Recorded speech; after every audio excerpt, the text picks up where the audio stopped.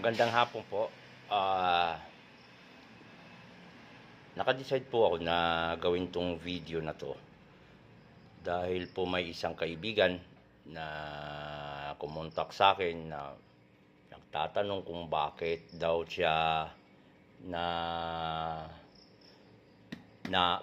bakit daw nakuha yung naka-order sa yung mga iPhone at saka iPad na hindi naman daw siya umorder at ibang lugar ang na-deliveran ng product gamit ang credit card niya. So ibig sabihin, may nag-clone or may kumuha ng identity ng card niya. Since dati po akong empleyado ng JP Morgan Chase at saka Citibank, actually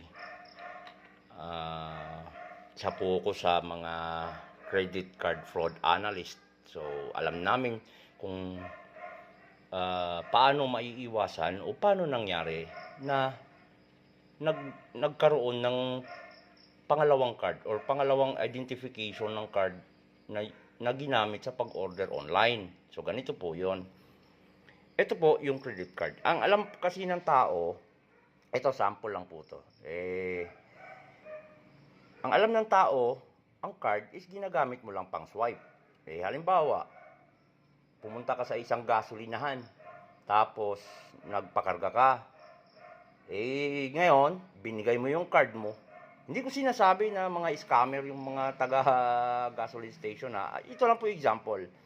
Halimbawa, binigay mo yung card mo sa isang gasboy. Tapos ngayon, hindi natin alam, yung gasboy, pinicturean yung card mo mula harap hanggang likod.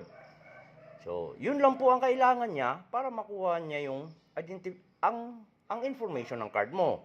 Kasi, halimbawa, u-order sila ng iPhone or pagpalagay na natin iPad sa online. So, ang gagamitin nila, order sila, tapos ita-transfer ngayon yung order nila through call via using po yung IVR, yung integrated interactive voice response. So, ibig sabihin nun, isang recording, isa po siyang machine recording na ida-direct ka para sa payment. Halimbawa, sasabihin niya,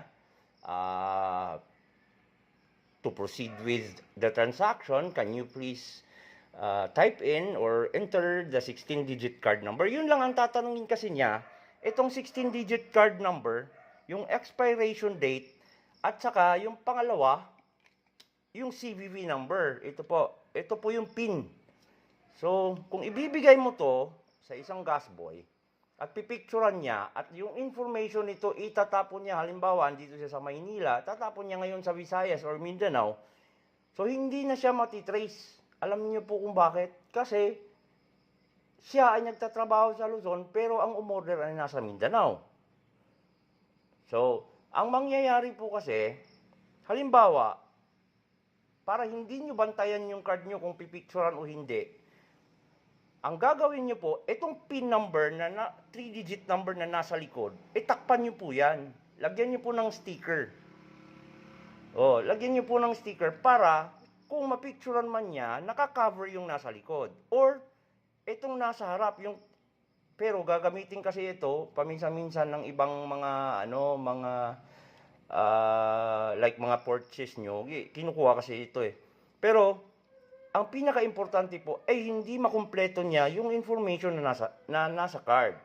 So ito lang kasi ang hinihingi ng IVR, nung interactive voice response na ginagamit ngayon mula pa yan noon, ginagamit sa pag-purchase online.